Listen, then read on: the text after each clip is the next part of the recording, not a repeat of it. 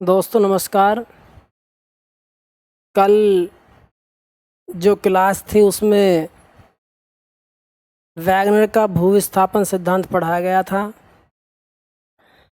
मुझे उम्मीद है कि सभी बच्चों ने इसे नोट कर लिया होगा और इसके सभी क्वेश्चंस भी समझ गए होंगे और वो याद भी कर लिए होंगे। आज बिल्कुल कल से मिलता जुलता सिद्धांत थी जो कल के सिद्धांत पर ही बेस्ड रहा, आधारित रहा, जिसका नाम है प्लेट टेक्टोनिक सिद्धांत। इसे पढ़ाया जाएगा और ध्यान रहे ये सिद्धांत ज्योग्राफी का सबसे बड़ा सिद्धांत है।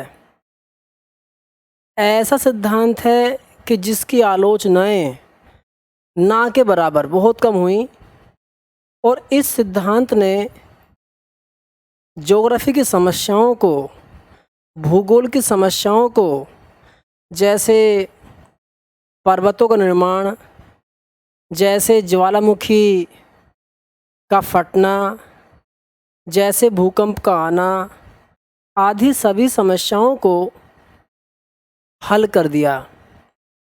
इसलिए इसकी इम्पोर्टेंस बहुत अधिक है और मैंने भी इसीलिए आपको इसे पढ़ाना तय किया है।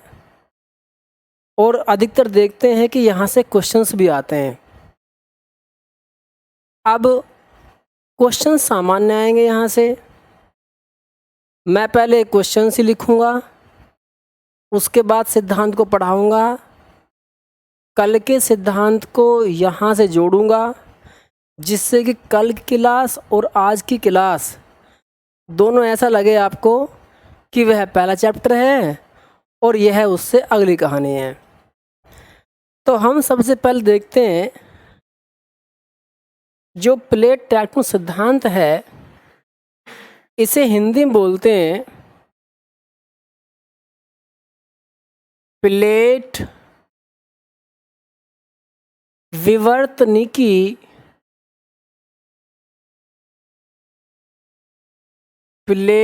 विवर्तनिकी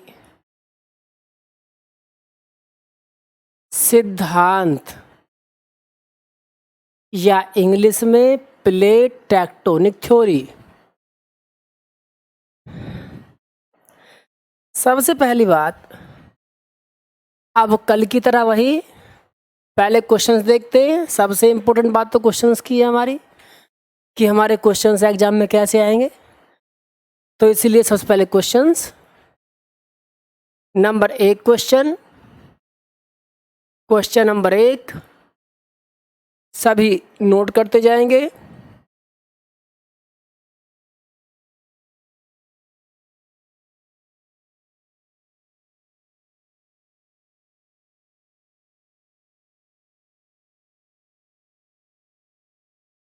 भूकंप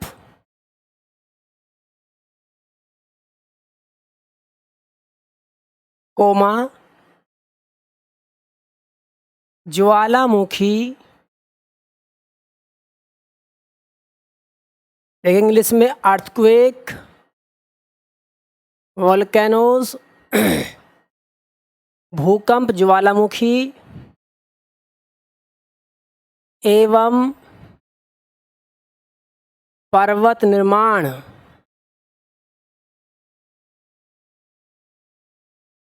एंड फॉर्मेशन ऑफ माउंटेन्स, एवं पर्वत निर्माण की क्रिया की सही व्याख्या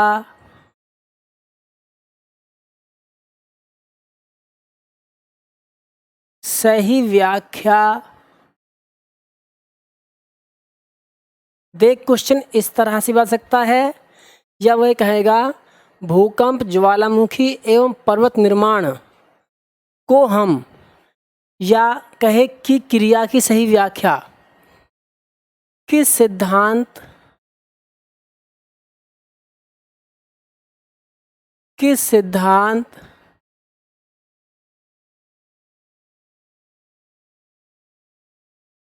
के द्वारा की गई।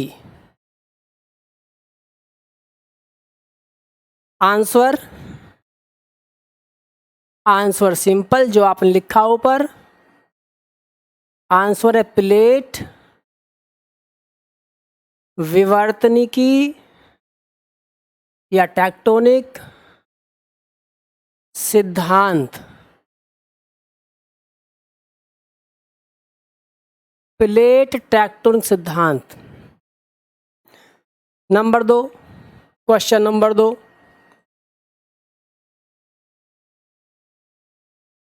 प्लेट टेक्टोनिक सिद्धांत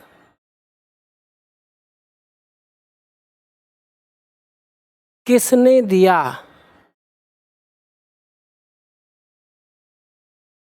अब देखिए, यहाँ मैं किसी एक का नाम नहीं लूँगा। वजह है थोड़ी सी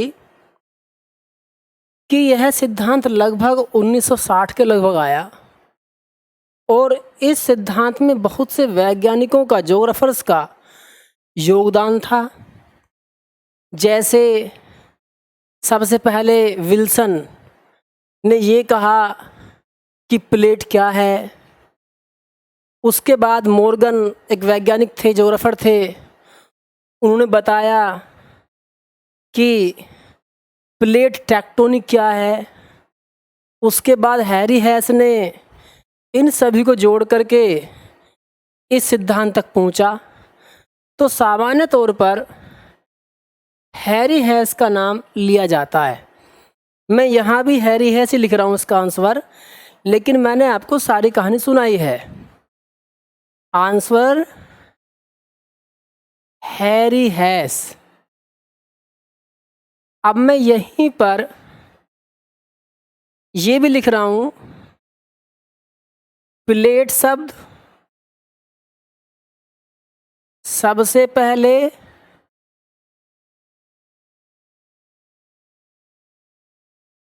किसने दिया?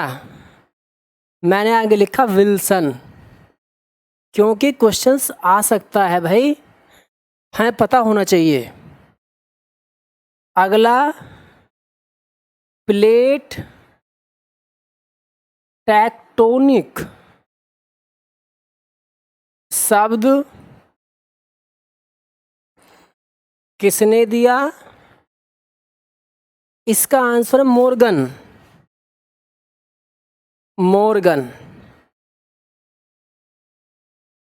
तो हम यहाँ तक पहुँचे कि प्लेट टेक्टोनिक सिद्धांत क्या है, किसने दिया है।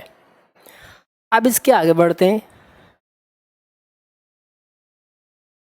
अब आते हैं नंबर 3, क्वेश्चन नंबर 3।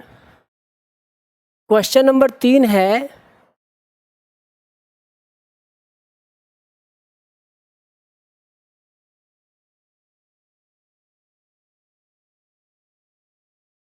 अधिकतर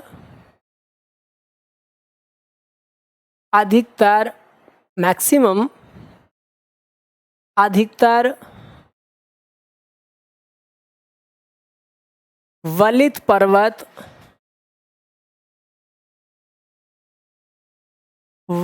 पर्वत भूकंप व ज्वालामुखी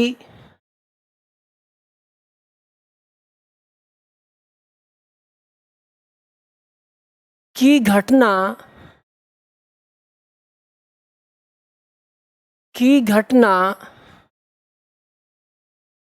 प्लेट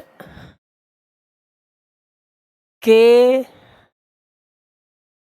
किस भाग में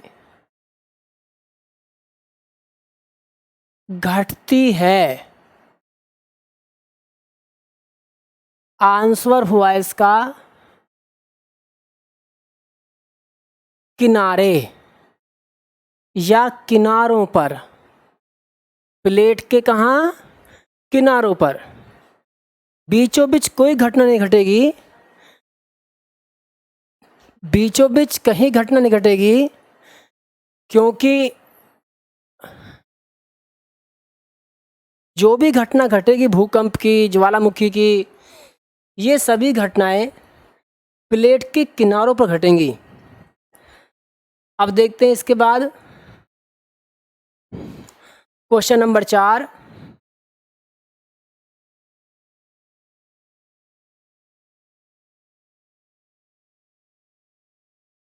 महानभ्रंश घाटी, महानभ्रंश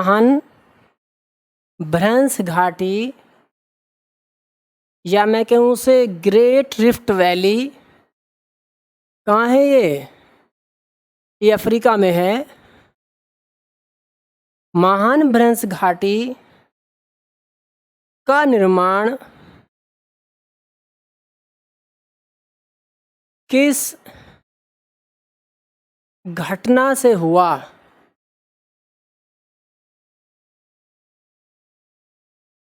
आंसर इसका भी क्या आया? प्लेट टेक्टोनिक, प्लेट टेक्टोनिक से।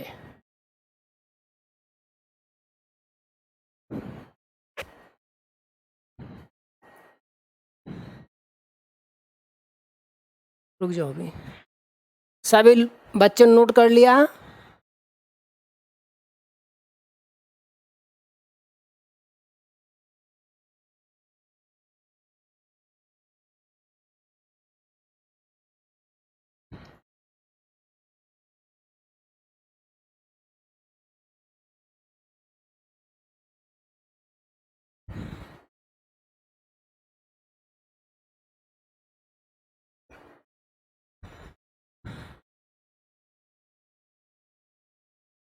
अब इसे समझेंगे।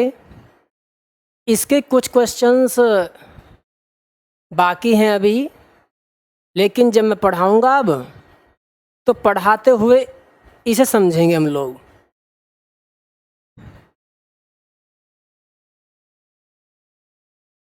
मिटा दो इसे।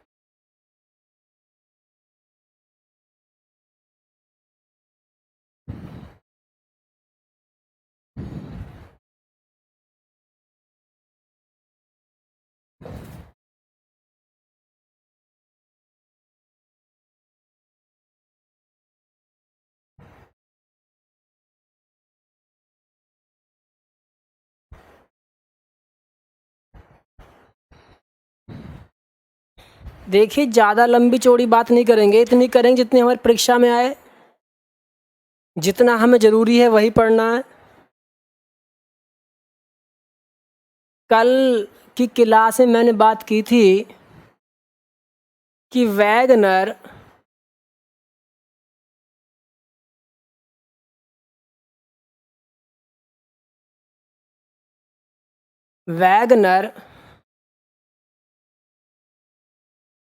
की आलोचनाएं हुई,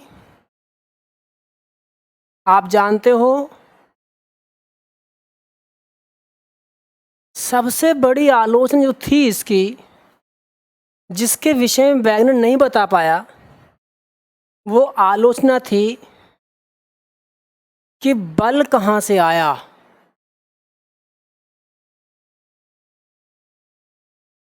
वह बल जिसने पृथ्वी की ऊपरी परत क्रस्ट को तोड़ दिया, वह बल आया कहाँ से?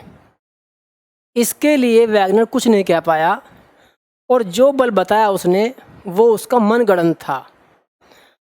अब प्लेट टेक्टोनिक सिद्धांत में यही सबसे इम्पोर्टेंट है कि बल कहाँ से आया और किस प्रकार ये प्लेट टूटी।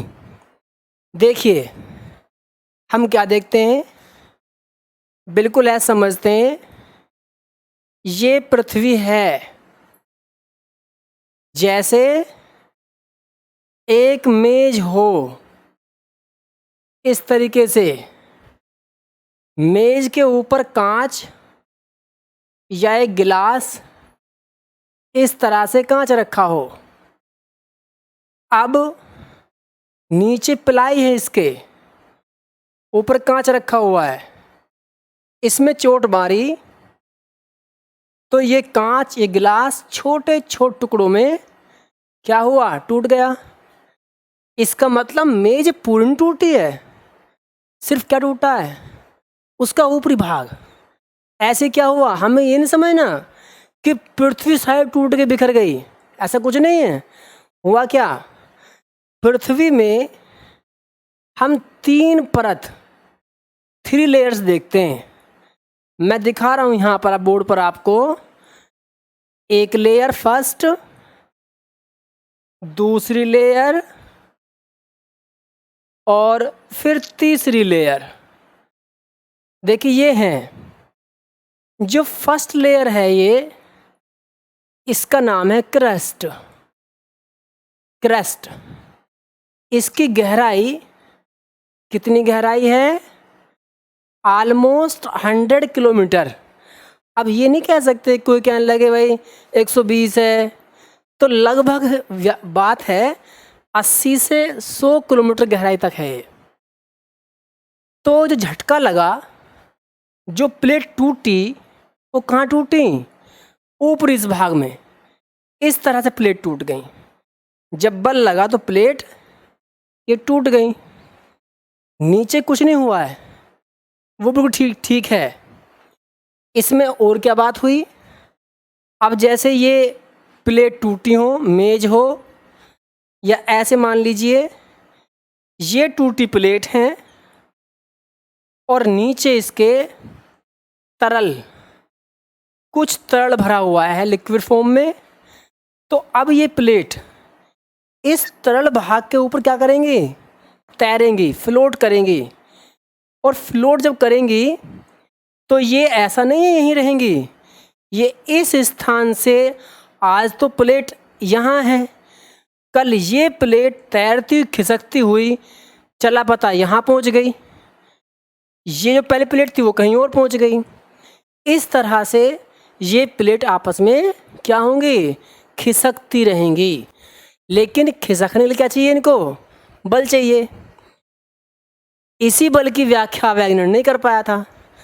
तो अब हमें ये देखना है कि ये बल कौन सा है, ये बल कहाँ से आया। देखिए जो चित्र बनाया मैंने, इस चित्र को ऐसे उतार लीजिए, क्योंकि ये आपको मदद करेगा समझने में। जो मैं समझा रहा हूँ ये वहाँ हेल्प करेगा। इन चित्रों को उतार लीजिए, और मैं नाम भी लिख रहा हूँ यहाँ पर।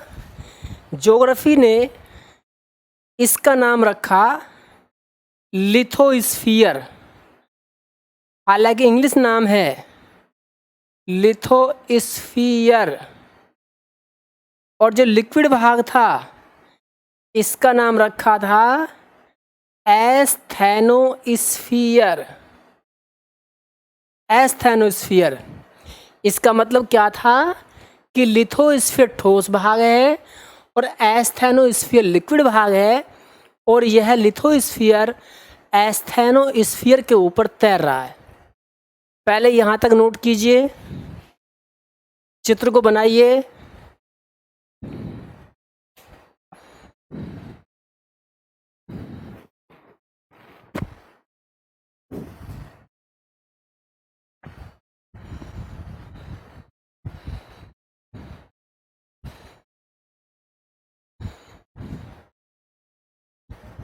मैं 2 मिनट दे रहा हूँ।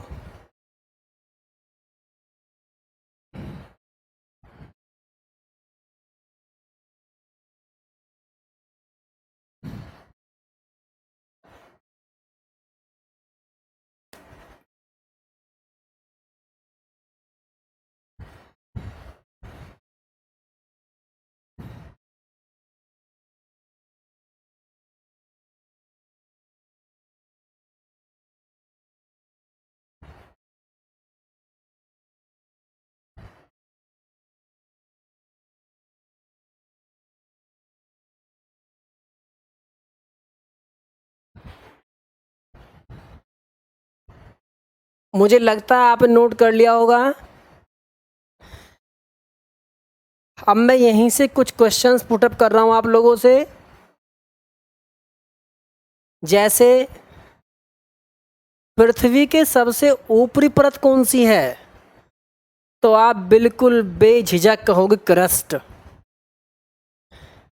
मैं पूछूं क्रस्ट की मोटाई या गहराई कितनी है? आप बेशक कहोगे 80 से 100 किलोमीटर। मैं पूछता हूँ कि प्लेट टेक्टोनिक की घटना पृथ्वी के किस परत में घटी? तो सारे में नहीं घटी है। कहाँ घटी है? केवल क्रस्ट भाग पर। कहाँ घटी? क्रस्ट भाग पर। अब बहुत से लोग अब भी परेशान हैं जी, क्रस्ट समझ में नहीं आई, क्या है क्रस्ट? देखिए, जहाँ हमारे मकान बने हुए हैं, जहाँ हम पैदल चलते हैं, सड़क बनी हुई हैं, नदियाँ बह रही हैं, ये सब क्रस्ट पे तो है।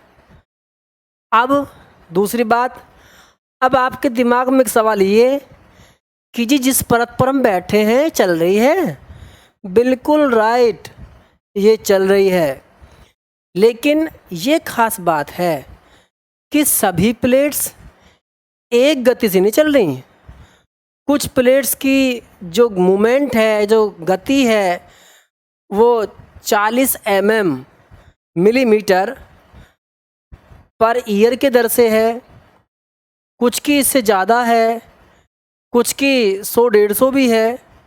तो देखिए, अलग अलग गति है लेकिन मूवमेंट है, और ये मूवमेंट जारी रहेगा। यही सिद्धांत कहता है इस बात के लिए। अब हम क्या देखेंगे इसमें? अब सवाल नंबर दूसरा आया। सवाल नंबर दूसरा आया कि क्रस्ट को हम किस अन्य नाम से जानते हैं? Other name. क्रस्ट का अदर नेम क्या है? लिथोस्फीयर। फिर आपसे पूछेगा क्वेश्चन कि पृथ्वी में क्रस्ट के नीचे एक लिक्विड परत है, एक तरल परत है, उसका क्या नाम है? तो क्या कहोगे आप? एस्थेनोस्फीयर। देखिए, मैंने ये क्वेश्चंस वहाँ डाले उठा करके, ये मैंने आपको समझाए हैं जिससे कि आप समझें और प्लेट टेक्टोनिक को बहुत आसानी से समझ सकें क्या है। और सारी घटनाएं कौन कौन सी? पर्वत निर्माण, ज्वालामुखी और भूकंप, इन तीनों घटनाओं को समझ सकें। अब हम क्या देखते हैं इसके बाद? अब आगे देखिए, अब हम चलते हैं। सबसे बड़ी बात तो बल की थी, अब इस बल को ही निपटाते हैं पहले। देखिए, एक वैज्ञानिक हुआ जिसका नाम था होम्स।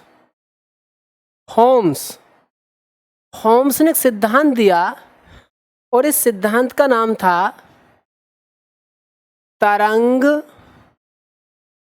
संवहनीय सिद्धांत, वेव्स कन्वेंशनल थ्योरी। इस सिद्धांत में क्या कहता है ये सुनो। ये कहता है कि ये पृथ्वी है। फिर देखिए, पृथ्वी की ये ऊपरी परत है, कितनी गहराई? 100 किलोमीटर। इस गहराई में, इस परत में क्या पाए जाते हैं? कुछ रेडियो एक्टिव एलिमेंट्स पाए जाते हैं। क्या पाए जाते हैं भैया? मैंने लिखा रेडियो एक्टिव तत्व। अब इनकी क्या खास बात इन तत्वों की? ये कैसे तत्व हैं? देखिए, तत्व तो सोना भी है, तत्व तो चांदी भी है, तत्व तो लोहा भी है। लेकिन यदि हम सोने को ऐसे रख दें, क्या सोना घिसेगा? नहीं घिसेगा। जितना वजन उसका है उतना रहेगा। लेकिन यदि हम किसी रेडियो एक्टिव एलिमेंट्स जैसे यूरेनियम, जैसे थोरियम, जैसे रेडियम आदि में से किसी को भी हम रख देते हैं और कुछ समय बाद देखते हैं तो वह उसका वजन कुछ कम हो जाता है। इसका मतलब क्या हुआ? वह स्वतः ही ख़त्म हो रहा है, डिके हो रहा है, क्षय हो रहा है उसका। जो डिके हो रहा है अब जब केमिस्ट्री में पढ़ा होगा आपने कि जब परमाणु टूटते हैं, डिके होगा तो परमाणु टूटेंगे। जब परमाणु टूटते हैं तो कुछ एनर्जी क्या होती है, निकलती है, रिलीज होती है, और यही एनर्जी इकट्ठा हो जाती है। अब ऐसा समझते हैं, देखिए ये तत्व टूटे, यहाँ से एनर्जी निकली, और यहाँ एनर्जी निकल क्या हुआ कि इस भाग में, पृथ्वी के नीचे इस भाग में क्या हो गया है, हम देखते हैं यहाँ हाई टेम्परेचर। क्या बन गया भैया, हाई टेम्परेचर बन गया यहाँ पर। अब इसे क्या करेंगे, अब इस तरह समझते हैं, ये प्लेट है, इसके नीचे यहाँ पर ये बन गया हाई टेम्परेचर, HT लिखा है मैंने, हाई टेम्परेचर। अब टेम्परेचर की खास बात क्या है, यह हाई से लो की तरफ क्या होता है, स्वतः चलता है। तो अब ऊपर लो है, तो ये टेम्परेचर की कुछ वेव्स बनेंगी इस तरह से, देख रहे हो आप, इस तरह से बनेंगी और ये चलेंगी। प्लेट के पास आई, ऐसे मुड़ी, देखिए आप, फिर चलेगी डाउन में, इस तरीके से देख रहे हैं हम लोग। तो हमें सिर्फ क्या देखना है, हमें यहाँ देखना है, यहाँ बल आया, बल ऐसे पहुँचा और ये बल ऐसे लगा, यानी इस प्लेट पर इधर को बल लगा और इधर को बल लगा। तो क्या है प्लेट में, तनाव। क्या आगा भैया, टेंशन, तनाव आया। और जब ये बल लगातार लगता रहेगा तो क्या होगा, ये प्लेट टूट जाएगी। पहले क्या होगा इसमें, पहले क्रैक होगी, क्रैक, फिर इसमें क्या होगा, फिर ये मोटा हो जाएगा कुछ दरार इसकी, और फिर इसमें हो जाएगा फ्रैक्चर। और जब ये और बड़ी हो जाएगी, समझिए ऐसे, तो फिर बन जाएगा क्या, दो प्लेट अलग अलग, और बीच का भाग क्या बन जाएगा, भ्रंश। अब समझ में आया आपको क्या है भ्रंश, इसे बोलते हैं फॉल्ट, फॉल्ट। तो भ्रंश देख रहे हो आप, ये इस तरह से भ्रंश बना। इसका मतलब जिस बल के बारे में वैज्ञानिक परेशान था, जिस बल को सही व्याख्या नहीं कर पा रहा था, उसे किसने बताया, होम्स ने। और बिल्कुल सिद्ध हो चुका, आज की साइंस ये कह चुकी है कि बिल्कुल इसी प्रकार से बल लगता है। तो मुझे नहीं लगता अब कि आपको ये दिक्कत रही हो, या अब भी ये प्रॉब्लम हो कि जी बल कहाँ से आया। तो बल कहाँ से आया, पृथ्वी के अंदर से। अंदर क्या है बताइए, अंदर है रेडियो एक्टिव एलिमेंट्स, उनसे क्या बना, ताप, टेम्परेचर, और ये टेम्परेचर ही बल के रूप में सामने आया। इसे बोलते हैं आंतरिक बल, इंटरनल फोर्स। अब इसके बाद बल तो मिल गया हमको, जब बल मिला तो अब ये बल तीन प्रकार से लगेगा। जो प्लेट टेक्टोन सिद्धांत कहता है वह यह कहता है अब कि ये बल तीन तरह से आएगा और प्लेट को तीन प्रकार से तोड़ देगा। कैसे तोड़ेगा देखिए, अब उसको देखते हैं हम कि तीन प्रकार से कैसे तोड़ता है।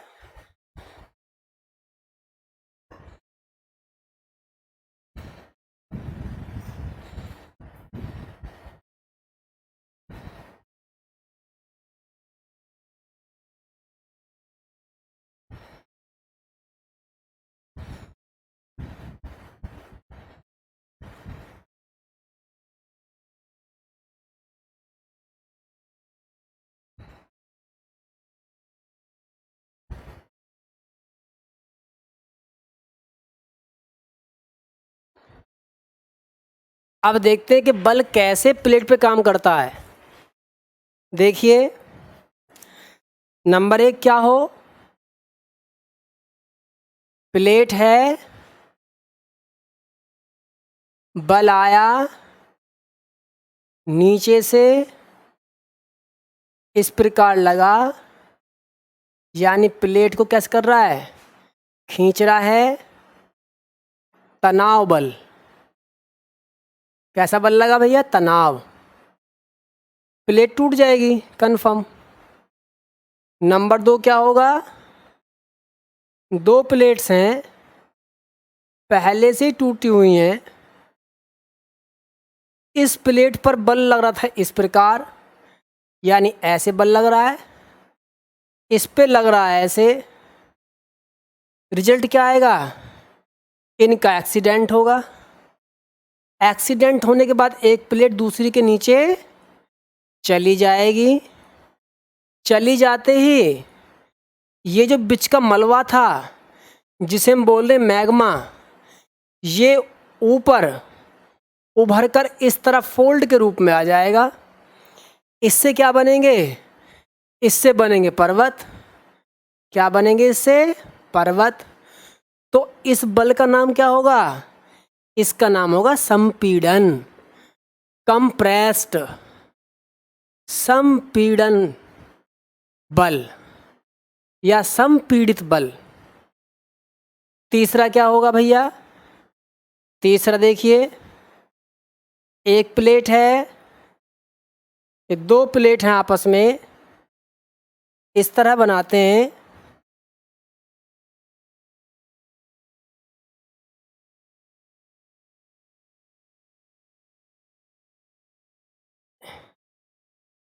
एक प्लेट ये है और दूसरी प्लेट इसके नीचे इस प्रकार ऐसे है। अब क्या होगा, ये प्लेट ऊपर खिसकेगी, ये प्लेट नीचे खिसकेगी, तो इस भाग में क्या होगा, रगड़ लगेगी, तो यहाँ क्या आएगा, भूकंप आएंगे और ज्वालामुखी आएंगे। तो हम क्या देखते हैं, इसे बोलते हैं हम संरक्षी, संरक्षी प्लेट या संरक्षी बल, संरक्षी बल, कंजर्वेशनल फोर्स। अब देखिए 3 तरह के बल हुए जिन्होंने प्लेट को 3 प्रकार से तोड़ दिया। यही प्लेट टेक्टोनिक है, यही है। अब मुझे इसी की व्याख्या करनी है कि ये कैसे कैसे है। आपने चित्र बनाए होंगे, समझ लिया होगा, मैं एक बार फिर समझा रहा हूँ, फिर गौर दीजिए। तनाव बल में 2 बल विपरीत दिशा में ऐसे लगते हैं, ऐसे खींचेंगे, तनाव होगा, टेंशन होगी।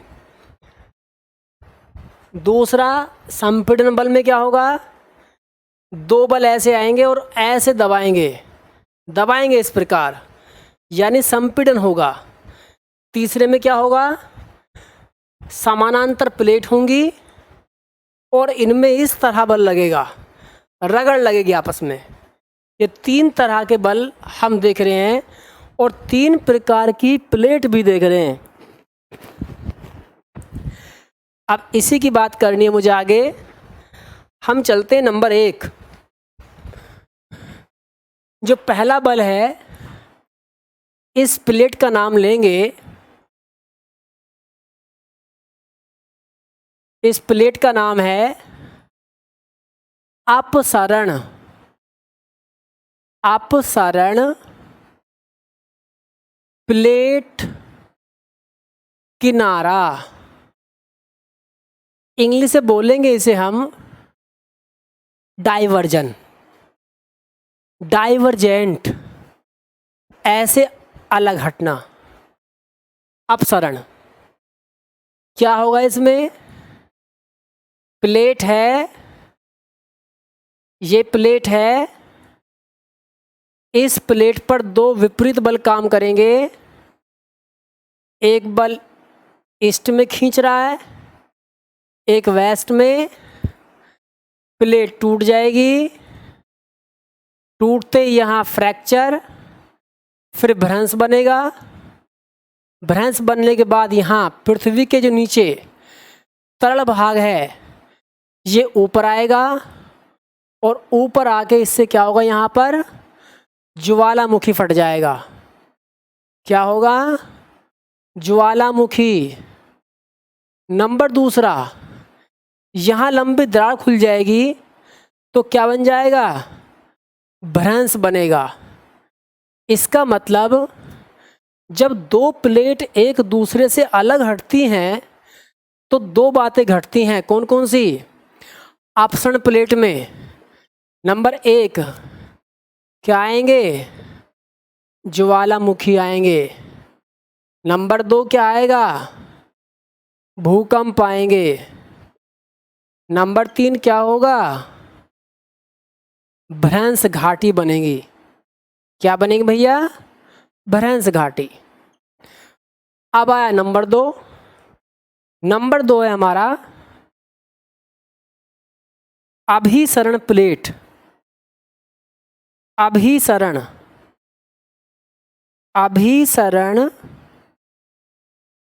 प्लेट किनारा, इसे बोलते हैं कन्वर्जेंट। दो प्लेट आई, plate number A, plate number B, दोनों प्लेट पर बल लगा हुआ है। इस प्रकार एक्सीडेंट हुआ, एक प्लेट दूसरे नीचे घुस गई, उसके अंदर चली गई, यहाँ गर्मी से पिघलकर मैग्मा तैयार हुआ, ये ऊपर आया। बीच के भाग पर जो पहले से एक जियोसिक्लाइन या हिंदी में बोलते हैं उसे भूसन्नति, पहले से भूसन्नति थी, वहाँ पर क्या हो गया? उसका मलबा ऊपर फोल्ड के रूप में उठा तो क्या बने? पर्वत। जब पर्वत बनेंगे तो ये मैग्मा बाहर भी निकलेगा तो क्या आएंगे? ज्वालामुखी भी आएंगे। और तीसरा, जब ज्वालामुखी फटेगा तो भूकंप भी आएगा। इसका मतलब तीन बातें सिद्ध इसने कर दी। कौन कौन सिद्ध कर दी? ए सिद्ध की इसने पर्वत निर्माण। पहला क्या है? पर्वत निर्माण।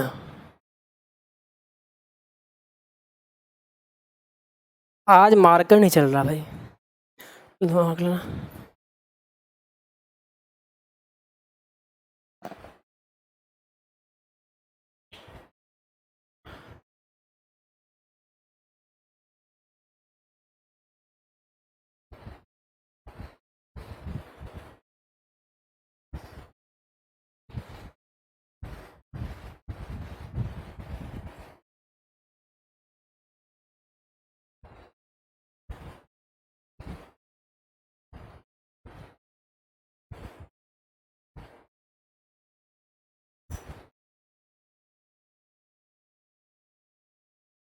अभी 1 मिनट मार्कर नहीं चल पा रहा बोर्ड पर गर्मी की वजह से।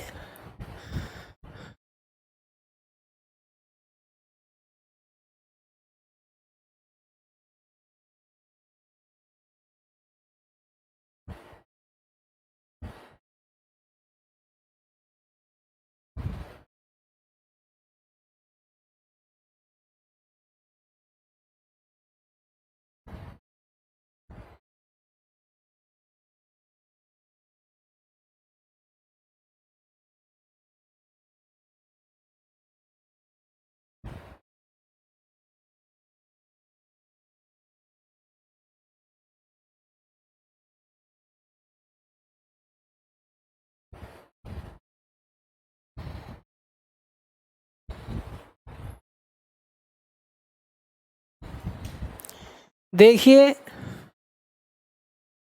पहली घटना क्या घटेगी इससे? पर्वत निर्माण। Mountain formation. दूसरा बी क्या होगा? बी होगा ज्वालामुखी आएंगे। ज्वालामुखी। सी क्या होगा? भूकंप आएंगे। भूकंप। 3 घटनाएं इसमें घटी, 3 ही घटनाएं इसमें घटी। अब आया नंबर 3, संरक्षी प्लेट किनारा। संरक्षी प्लेट किनारा। पता ही है इसमें आपको, प्लेट इस तरह खिसकेंगी, समानांतर पैरेलल, तो यहाँ घटना घटेगी। क्या घटना घटेगी यहाँ पर? नंबर 1, जब रगड़ लगेगी तो भूकंप भी आएंगे। नंबर 2, क्या होगा? ज्वालामुखी फट सकते हैं। बस 2 घटनाएं। पर्वत निर्माण यहाँ नहीं होगा।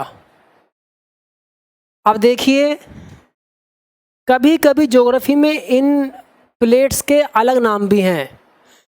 जैसे अपसरण का नाम जो है, इसे बोलते हैं ज्योग्राफी में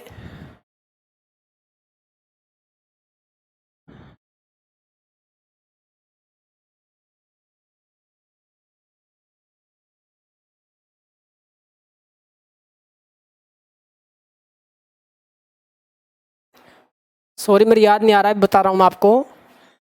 पहले देखते हैं अभिसरण को। इसका नाम है, मैं यहीं लिख रहा हूँ, दूसरा नाम है विनाशात्मक। विनाशात्मक, क्योंकि इससे विनाश हुआ है।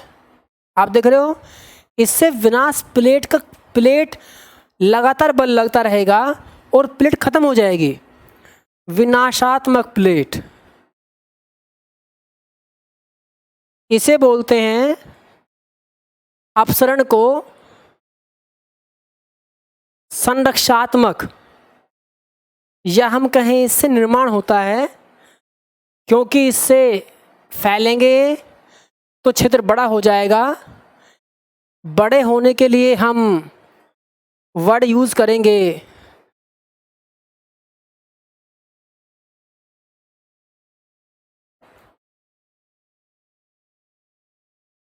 संरचनात्मक, क्योंकि कंस्ट्रक्शन हो रहा है यहाँ पर इसका।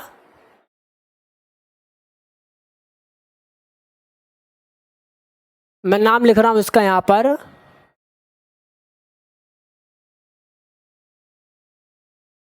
जैसे 2 वर्ड होते हैं कंस्ट्रक्टिव और डेस्ट्रक्टिव। कंस्ट्रक्टिव विनाश और डेस्ट्रक्टिव मीन्स विनाश, और कंस्ट्रक्टिव मीन्स निर्माण। तो इसका मैं कह सकता हूं निर्माणात्मक प्लेट किनारा। मेरे कुछ सटीक वर्ड याद नहीं आया। प्रॉब्लम ये कि इंग्लिश में तो याद इसका आ रहा था मेरे कि कंस्ट्रक्टिव है, लेकिन हिंदी में निर्माण बोलते हैं, तो वही मैंने लिख दिया है। अच्छा, क्वेश्चन मैंने 4 लिखे, लेकिन क्वेश्चन तो बहुत आगे इसमें आ गए। फिर मैंने उन 4 क्वेश्चन से इसको कवर किया। अगर आप उन 4 क्वेश्चंस को कवर कर लेते हैं और इसको पढ़ लेते हैं, पढ़ाया मैंने आपको, समझाया है, तो मुझे नहीं लगता कि प्लेट टेक्टोनिक सिद्धांत से कोई क्वेश्चंस आपका बच पाएगा। ये सिद्धांत यहाँ ख़त्म होता है। अब इसकी थोड़ी बहुत बातें जो बची हैं मैं कल करूँगा, क्योंकि वीडियो बहुत लंबी हो जाएगी, इंटरेस्ट भी कम हो जाएगा। इसलिए समाप्त करते हैं इसे। नमस्कार।